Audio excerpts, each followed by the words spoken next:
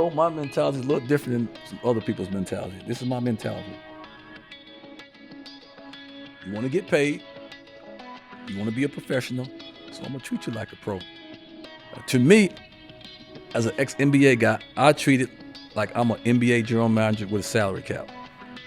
And I'm going to treat you like a pro. Now, I made it very clear before practice starts, I get all my guys in the circle, and I tell them all, let's get some so-and-so straight. I could care less about you transferring. None of y'all are going to ever hold me hostage about the threat of transferring. I said, I don't give a so-and-so about your transfer. I'm going to do stuff my way. I'm going to coach the way I want to coach, and if you don't like it, goodbye. I just want to get that straight before practice officially starts. I don't care about you leaving. But if you're here with me, you're going to do things my way. If you don't like it, go somewhere else and play. And I'm good with that.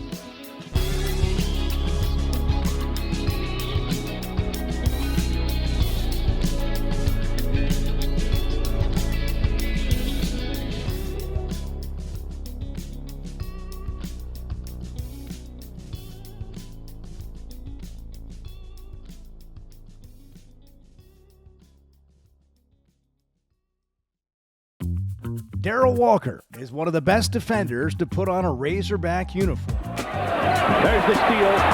Here it comes. Walker.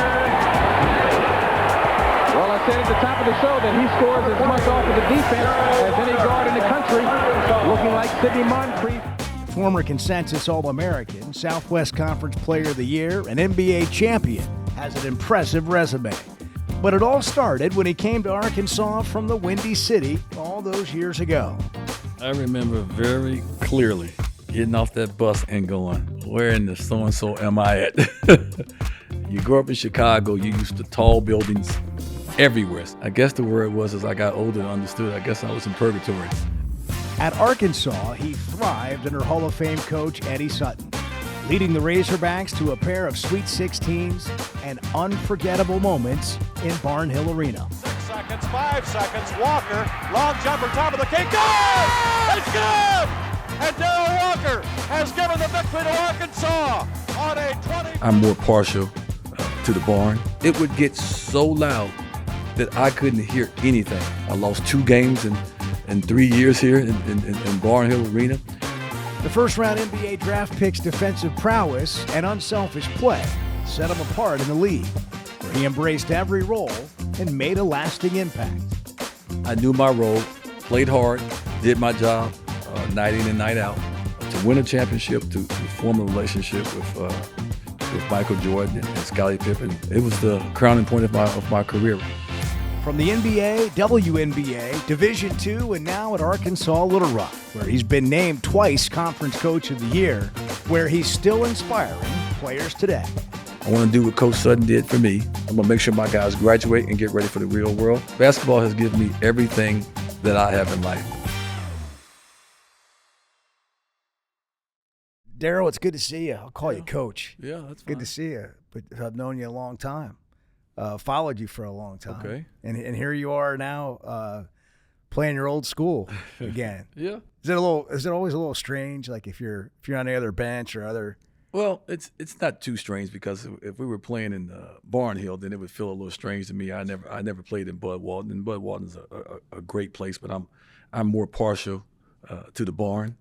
But it's always nice to see a lot of people in the state that rooted for me when I was an 18, 19-year-old kid, to see me go from South Side Projects, ghetto of Chicago, to where I am now, sitting down with an interview with you. These people are special here. I want to go through your story a little bit. Like, how did you get to Arkansas? Growing up in Chicago, and tell us how go way back for us a little bit. Well, how you grew up. I went to Corliss High School. First, I grew up in Loden Home Projects on the south side of Chicago, 354 West 95th Street. Matter of fact, in walking distance of President Obama's church that got him in trouble, the preacher that got him in trouble, right down the street on the same side we lived at in the projects. I went to Gillespie Middle School, then I went to Corliss High School and played for Coach Donald Young, who basically sent me to the University of Arkansas because I was getting recruited by a lot of schools, and some schools had backed off a little bit about my grades, but I wanted to go to DePaul University and play for Hall of Fame coach Ray Meyer. And at the time, you had Teddy Grubbs, who was a McDonald's All-American, graduating in '79 from Chicago. You had Mark Aguirre, who was already there. You had Terry Cummings, who was coming out the same year I was coming out with Teddy Grubbs. You had Isaiah Thomas coming out. All of us almost went there. Those three guys went there. Mark was already there. Terry Cummings went, and then Teddy Grubbs went. And Coach Young told my mother at the house, I think he's coming to tell her that, okay, he's going to DePaul. And he tells my mother, no, he's going to the University of Arkansas. He needs to get out of Chicago. He's not going to survive if he stays in Chicago. And my mother said one thing to Coach Young: it's going to cost me any money if he goes to Arkansas. And Coach Young said, no, it's going to be a full ride. It's going to be a full ride. You don't have to pay for anything. She goes, well, I guess that's where he's going, University of Arkansas. And that's how I got to Arkansas. My intention was to go to play for Hall of Fame coach Ray Meyer. Wound up playing for another Hall of Fame coach in Eddie Sutton. You ended up going to what's now UA Fort Smith first, right? So what was that experience like? A little detour from Chicago, Fort Smith, before we got to campus in Fayetteville. I remember very clearly getting off that bus, I do believe, and going, where in the so-and-so am I at? You grew up in Chicago, you used to tall buildings everywhere, skyscrapers everywhere. And I guess the word was, as I got older and understood, I guess I was in purgatory.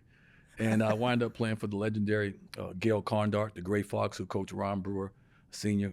Coach Almer Lee was one of the first African-American players to play here at the University of Arkansas. So I played for a legendary coach in Gail Condart. So that was West Ark back then. It was West Ark, now University of Arkansas, Fort Smith. Yeah. And so then you get to Fayetteville. Vietnam? Yeah.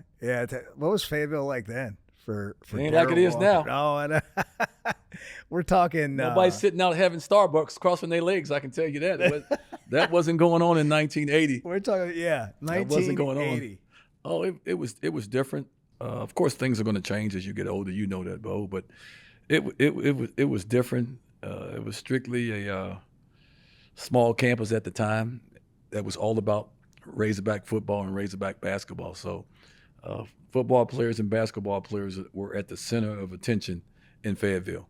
You had a successful career at Arkansas. You ended up going 12th pick overall in the draft, and we'll get into your 10-year NBA career a little bit. But I want to just think back to your years at Arkansas, all these years later, looking back, and how Coach Sutton, being a Razorback, the state of Arkansas, and you've come back and lived here, made it your home after your career, what it meant to you. And when you just think back on that, how it shaped you and formed you, what would be the career that you've had. That's a real good question, because if it wasn't for Patsy Sutton and Eddie Sutton, I wouldn't be sitting here talking to you today.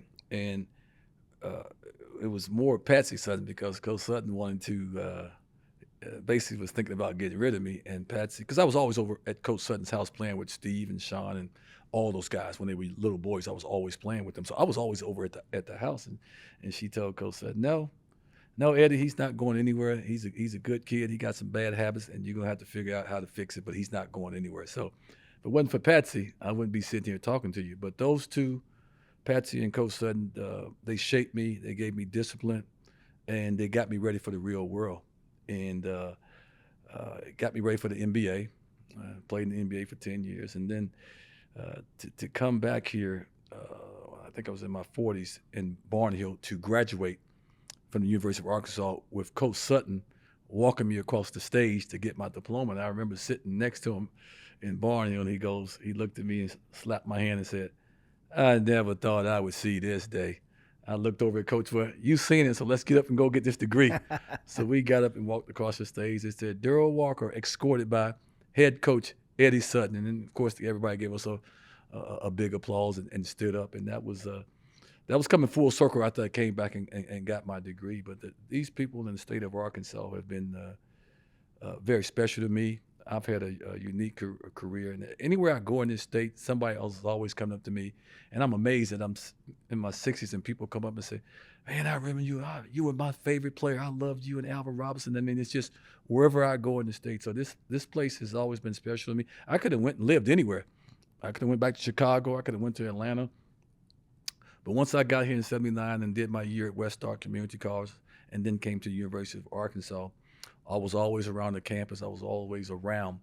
And I can't tell you how special the people in the state of Arkansas mean to me. There's a little bit of a journey, just to go back one step, like to have to go to Arkansas or come to the state of Arkansas from a place like Chicago and the culture shock of that. But then to go to like a place like West Ark, and you had to fight through sort of the junior college, community college route.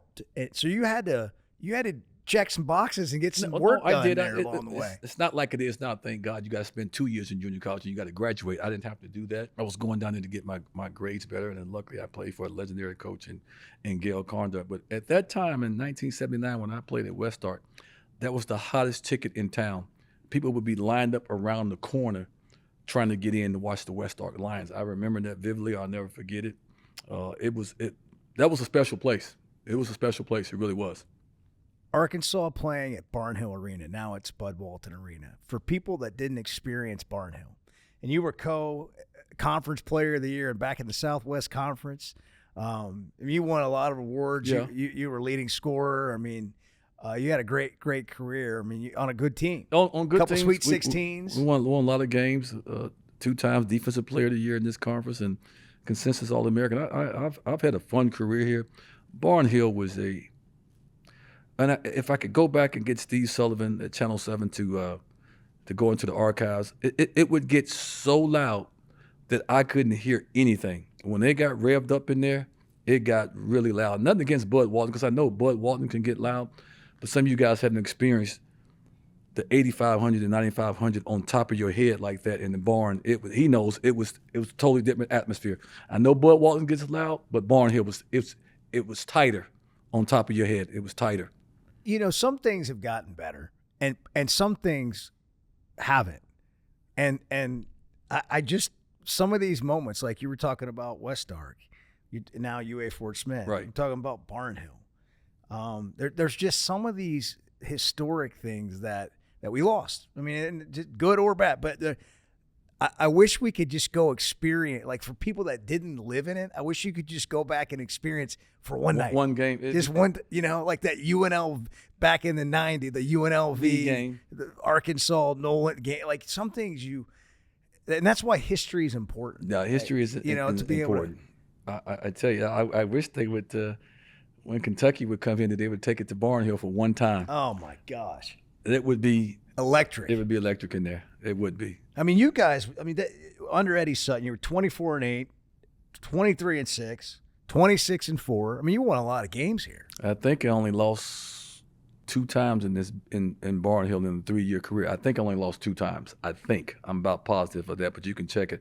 I think we lost to Houston, and I think we lost to Texas one year. But I never lost a game only lost 2 games in Barnhill. 2. What was it like being a Razorback in the 80s at Arkansas? It's like the University of Kentucky, the University of Arkansas. The Razorbacks are the pro franchise. Kentucky is the pro franchise in Lexington, and it's the same thing in the state of Arkansas. Razorback fans are very passionate, very vocal, and very loving and very forgiving. But this the fan base is unbelievable. And I was golfing with Kenny Payne, who's a good friend of mine, who's Calipari's top assistant, and we're golfing. I said, you do me a favor, you make sure you tell Cal, I understand he's coming from blue and white to red and white, but you better let him know the expectations are the same. And that's the truth right there. Yeah. We have our own history. We know Kentucky got a lot of history with a lot of national championships. We understand that, but the University of Arkansas, we have our own history too. You mentioned Kenny Payne. And we'll just take a little detour to Arkansas real quick and the current state of affairs. And I just wonder what you think of the state of Arkansas basketball under Cal. And I think many of us are still like, what are we still for real? Cal's the coach in Arkansas? Yeah, well, gonna have to give Cal some time. This college basketball era that we are coaching in right now, players change every year. You may what Cal had to get 10 new players at least? Yeah, we pretty much started with nobody on the roster. Okay, now you got to get those guys. You got to hopefully they build some chemistry. They got to learn your system. It's like my team. It's a work in progress right now, and Cal has a work in progress. But people can say some things about Cal, but what they can't say, his track record of recruiting players is far above a lot of other people. So he's going to get it done here at the University of Arkansas. He has the resources to get it done.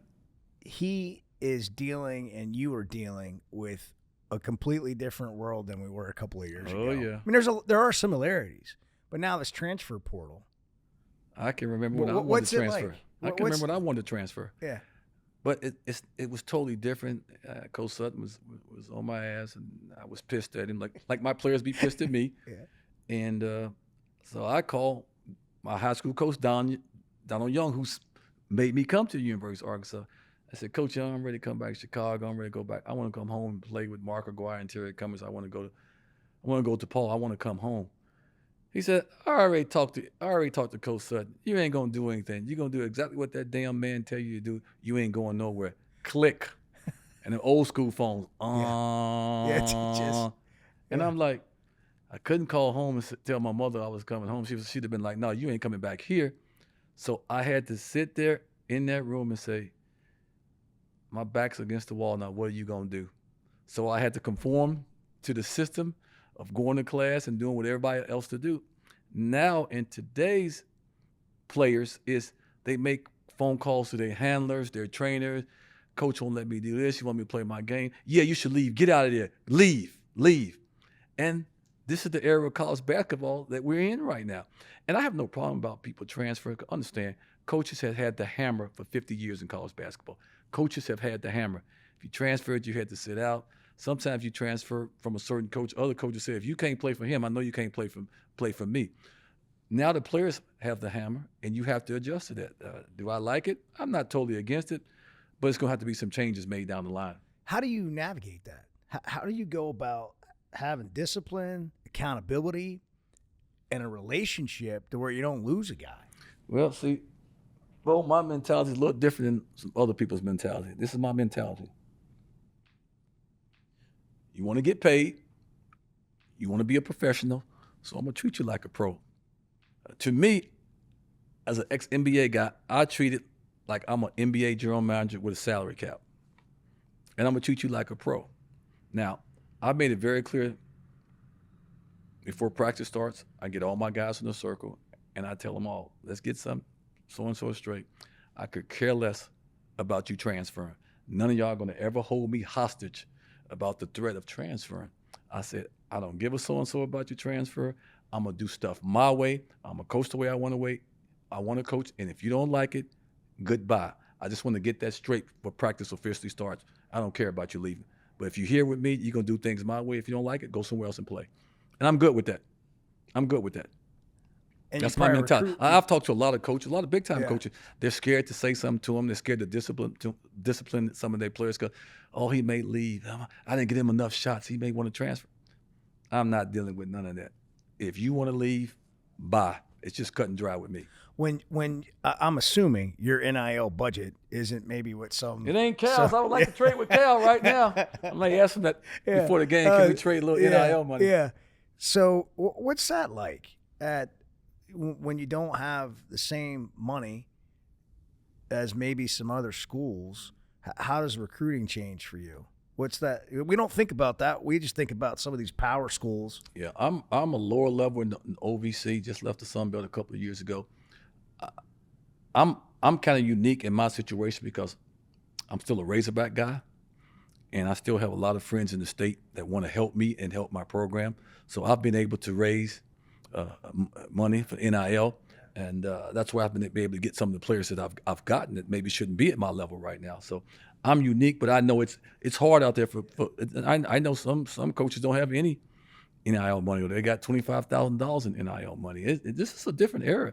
When you're talking to kids, it ain't about no academics and what they're going to major in. It's about how much do you have. So it's a reason why Nick Saban left football. You don't think he still could have coached another 2 years easy?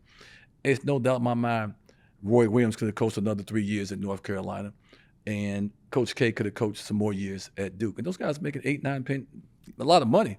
Tony Bennett, and they walked away from it. Yeah, Jay Wright a couple years ago. These are guys that won national championships. Couldn't build a team, and It's like now Razorback fans that's 50, 60, 70 years old, they know who Darrell Walker and Alvin Robinson are. They may not really know who J.D. Note is. They don't stick around long enough.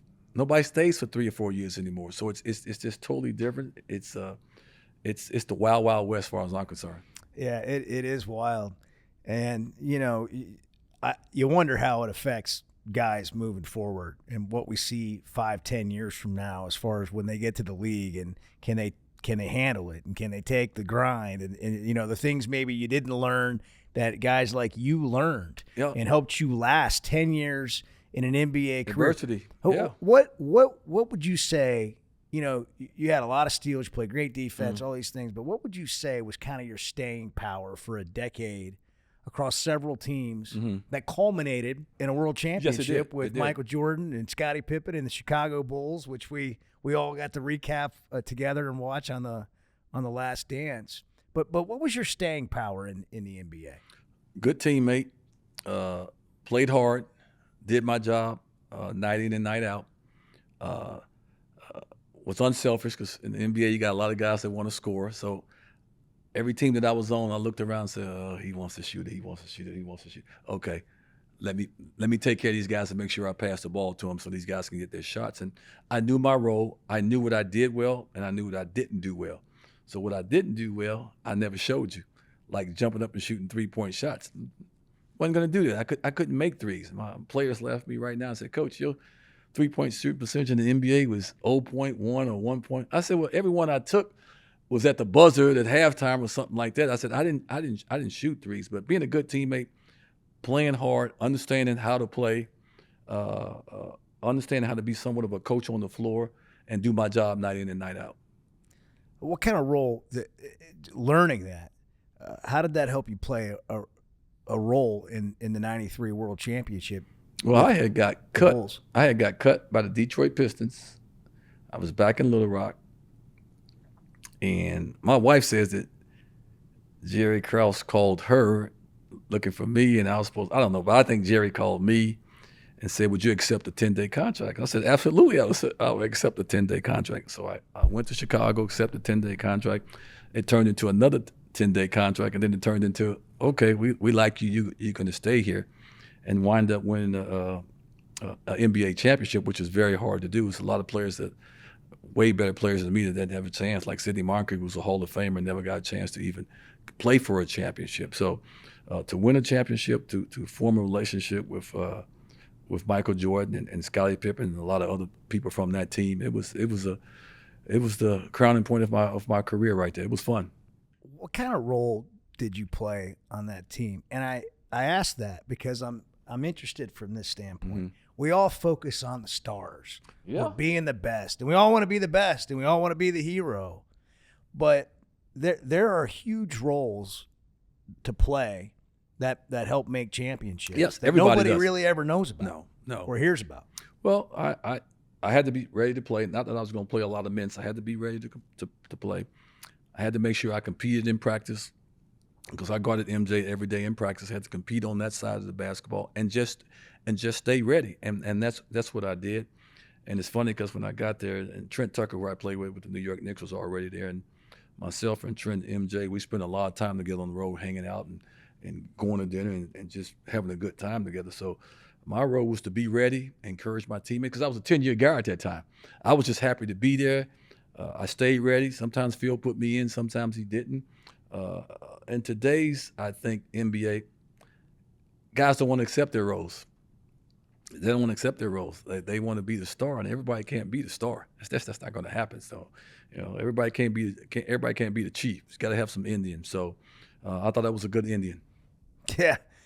Well, again, 10 years and a lot of accolades to show for it, and then ended up with opportunities outside of playing in coaching, in the NBA, WNBA.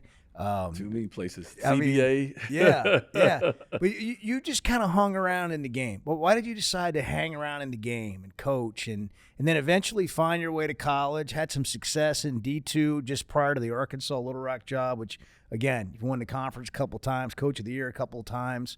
let's just start why you stuck around in coaching once you got done when you retired in '93. Yeah, boy, what else did I know? Shit. What else did I know? Let's just be honest, man. I mean, that's fair. Let's just be honest, folks. What else? What am I? I'm a basketball. What's the word? Vagabond. Yeah. That's what I am. Yeah. My resume is all over the place. But like I tell my players, basketball has given me everything that I have in life. Everything that I have in life is because of basketball. And I didn't want to coach. I'm playing golf with a good friend of mine who's just sold his practice and moved up here a couple of years ago, Dr. Gary Dunn. And I get a phone call. I said, what does Isaiah want? I'm golfing. And I answer the phone because I call him Chicken Wing. He calls me Chicken Wing. I said, what you want, Wing? I need to talk to you about something. I said, what?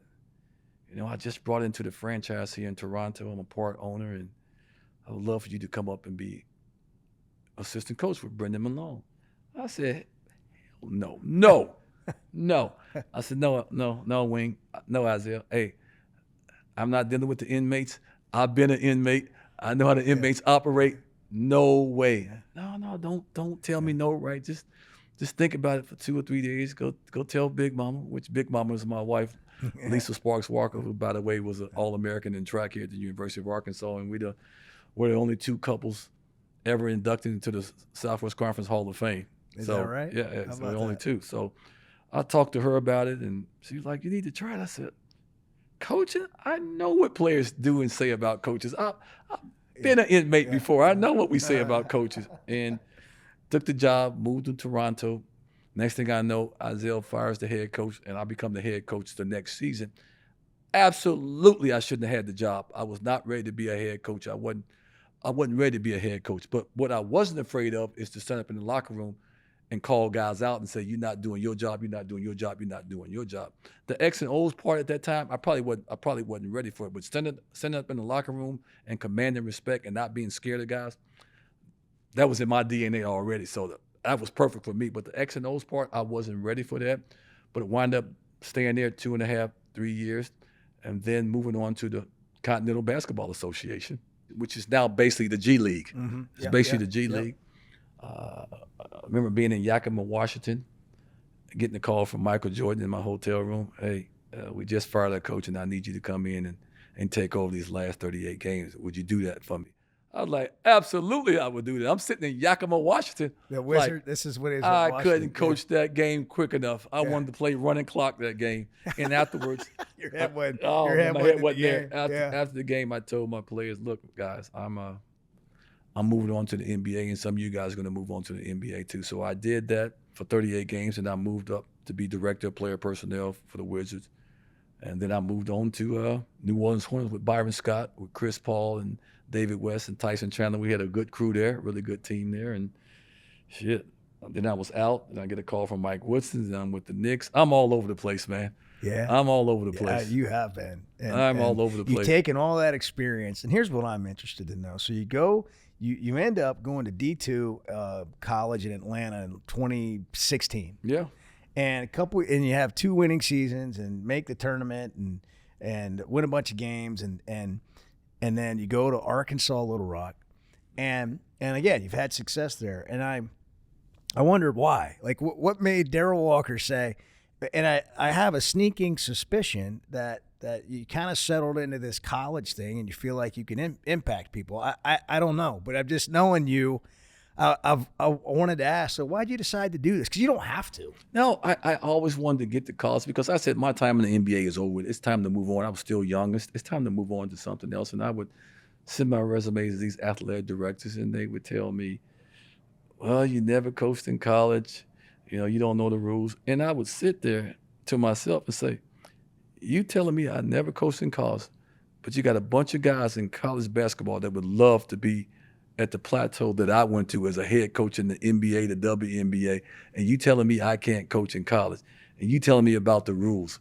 Won't you tell these other coaches that's been coaching for 20 years that's breaking the rules? Won't you tell them about the rules? So I found that early, the athletic directors, if they don't want to hire you or somebody doesn't want to hire you, they'll come up with anything. First it was I didn't have my degree. I went back and got my degree. Then it came in, you've never coached in college. Well, no, I've never coached in college. I've coached at the highest place that you can go in basketball, the National Basketball Association. That's the highest level you can go in basketball. So one of my frat brothers called me from Atlanta, Georgia. He said, D. Walker, the Clark Atlanta job is open. And before he could finish, I was like, hell no, man, not doing that, no. He said, okay, well, I ain't got time to talk to you no more. All you've been telling me the last 3 years, you want to get in college coaching. It's a job open. Won't you apply? We went back and forth on the phone. I got off the phone. So not thinking, I just sent my resume. I had Big Mama type up my resume, and I emailed it in. Not even thinking about that. 2 days later, I'm pulling up to my house, and I get I said, who's calling me from 404? I said, it was Atlanta area code, but I didn't know who it was. So I guess I answered. I hit it on the truck. Hello, Coach Walker? Darrell Walker? Yeah, who is this? This is Lynn Dawson, athletic director at Clark Atlanta University. Just got your resume, and can I fly you in tomorrow?